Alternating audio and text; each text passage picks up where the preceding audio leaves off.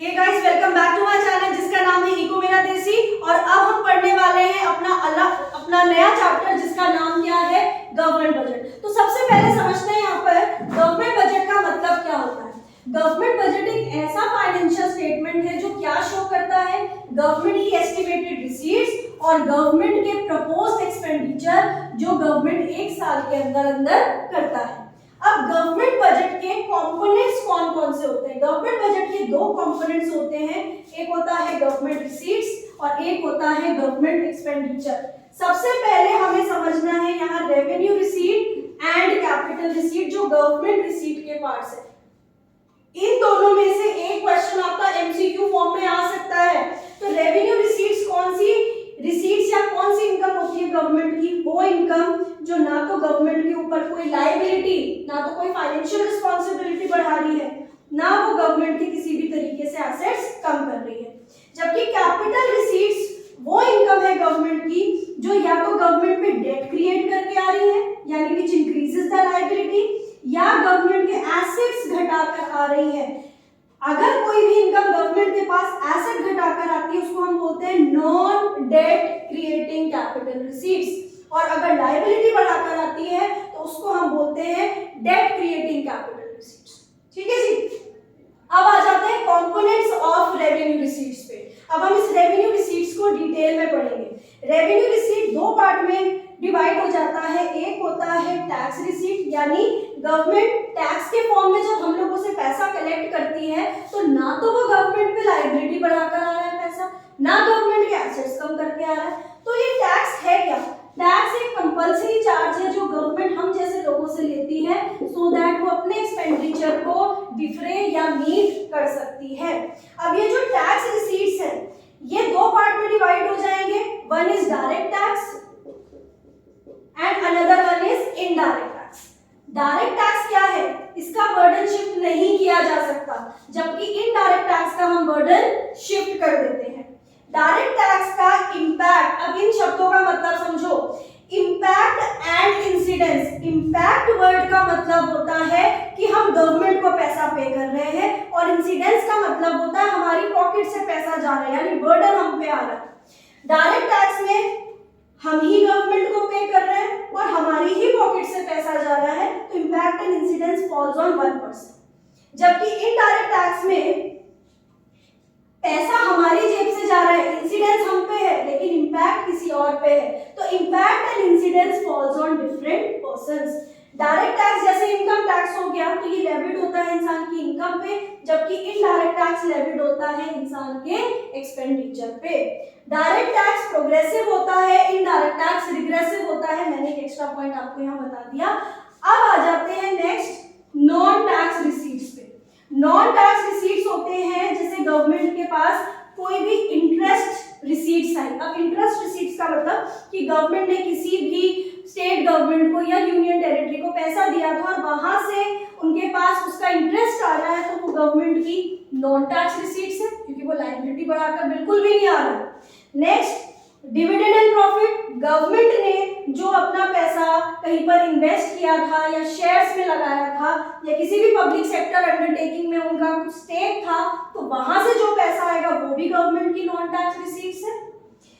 फिर आता है ग्रांट इन एड। गवर्नमेंट को किसी भी तरीके की फाइनेंशियल एड अपने देश के लोगों से या फॉरेन कंट्रीज से मिल रही है, ठीक है जी, तो वो भी नॉन टैक्स रिसीट्स होगी। फी, अगर गवर्नमेंट हमारे लिए कोई काम करती है तो हमसे एक नॉमिनल अमाउंट चार्ज करती है जिसको हम फी बोलते हैं। फिर आता है fines and penalties. Fines and penalties, when we break any rule और रेगुलेशन और law and order then also government charges a minimum amount known as fine and penalty. Last आता है लाइसेंस। जब गवर्नमेंट हमें किसी भी तरीके का परमिशन देती है तो गवर्नमेंट हमें उस चीज के पैसे चार्ज करती है जिसको बोला जाता है लाइसेंस फी। तो ये जो है हमारा tax receipts and non tax receipts, ये किसके कंपोनेंट्स हो गए बच्चों? रेवेन्यू रिसीट्स के। अब आ जाते हैं कैपिटल रिसीट्स पे डिटेल में। कैपिटल रिसीट का सबसे पहला पॉइंट होता है बोरोइंग्स। अब कैपिटल रिसीट्स क्या है? अभी हमने पढ़ा था कैपिटल रिसीट्स या तो लायबिलिटी बढ़ाकर आएंगी या फिर एसेट्स को कम करके आएगी। ठीक है, अगर हमने मार्केट लोन लिया लिया या पैसा उधार लिया अपने देश के लोगों से, फॉरेन इंस्टीट्यूशन से, या अपने देश के फाइनेंशियल इंस्टीट्यूशन से, तो वो हमारे पास पैसा तो आएगा लेकिन गवर्नमेंट के ऊपर लायबिलिटी तो बढ़ जाएगी ना।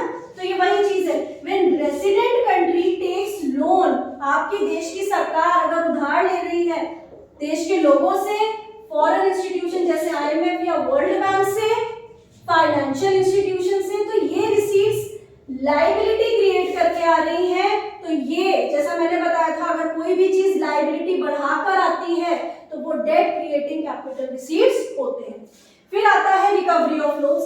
अब सपोज हमारे देश में सेंट्रल गवर्नमेंट ने स्टेट गवर्नमेंट को उधार दिया, तो उस बीच में सेंट्रल गवर्नमेंट जो है वो स्टेट गवर्नमेंट से क्या करेगी, पैसा जो भी उधार दिया था वो वापस लेगी विद इंटरेस्ट। तो इस केस में क्या हो जाएगा कि स्टेट गवर्नमेंट के एसेट्स कम हो जाएंगे, बट देखा जाए तो गवर्नमेंट के ही एसेट कम हो रहे हैं ना। तो जब सेंट्रल गवर्नमेंट अपनी इस इनकम को कहीं रिकॉर्ड करती है तो वो कहाँ रिकॉर्ड करती है, कैपिटल रिसीट में, क्योंकि सेंट्रल गवर्नमेंट का कहना ये है कि जब हमने स्टेट गवर्नमेंट से लोन रिकवर किया तो सेंट्रल गवर्नमेंट के पास पैसा तो आया लेकिन साथ ही साथ स्टेट गवर्नमेंट के एसेट्स कम हो गए, तो वो क्या होगा, recovery of loans. So when central government recovers the loan from state government, it reduces the assets of government, hence treated as non-debt creating capital receipt, क्योंकि ये कब आ रहा है पैसा, एसेट्स कम होने के टाइम पर। नेक्स्ट आता है provident fund, special deposit, gratuity and LIC। ये सब वो डिपॉजिट्स हैं जो जनरल पब्लिक गवर्नमेंट डिपार्टमेंट यानी या तो किसी बैंक में या LIC में या किसी पोस्ट ऑफिस में हम ये पैसों को डालते हैं।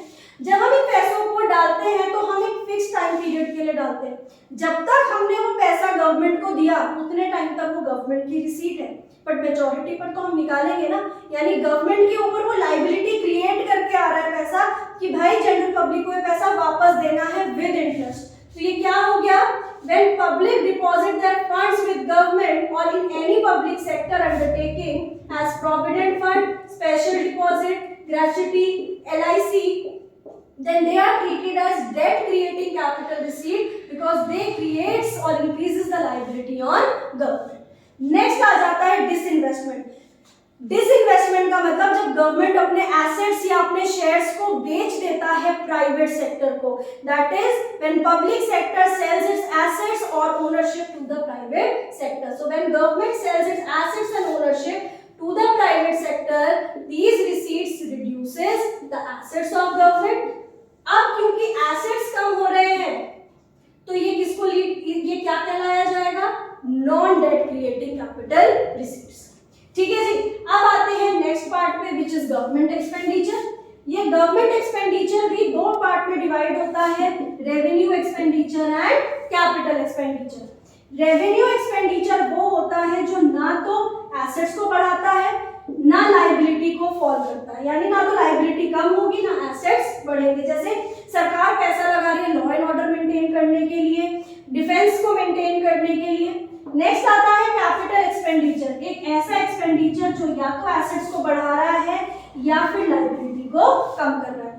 क्योंकि हम ISC के रिड्यूस सिलेबस के अकॉर्डिंग चल रहे हैं फिलहाल, तो आप लोग का इतना पार्ट है, plan, non plan, developmental, non developmental expenditure is reduced for the time being. ठीक है जी।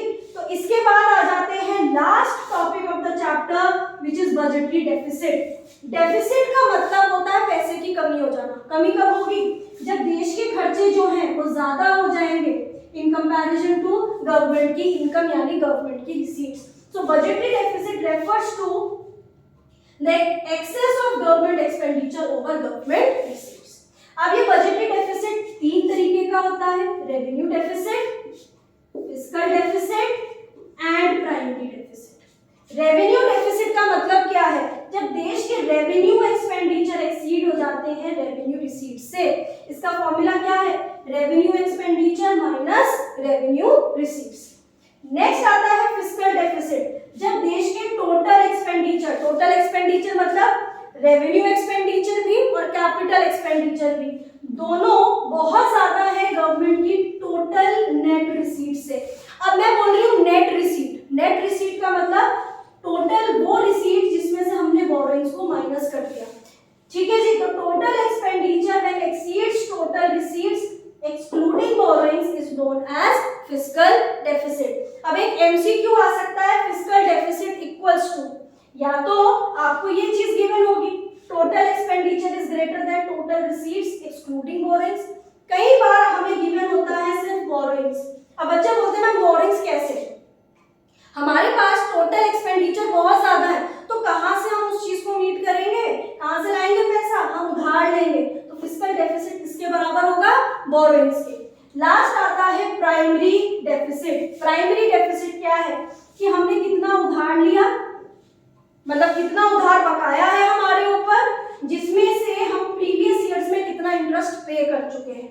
तो इट इज डिफरेंस बिटवीन, ये माइनस है, it is difference between the fiscal deficit of current year and interest payment of the previous years. तो इसके साथ हमारा पूरा जो चैप्टर है गवर्नमेंट बजट वो कंप्लीट हो जाता है। So stay tuned, one chapter is left to go and guys please keep on sharing my videos, like my video, subscribe my channel. Thank you so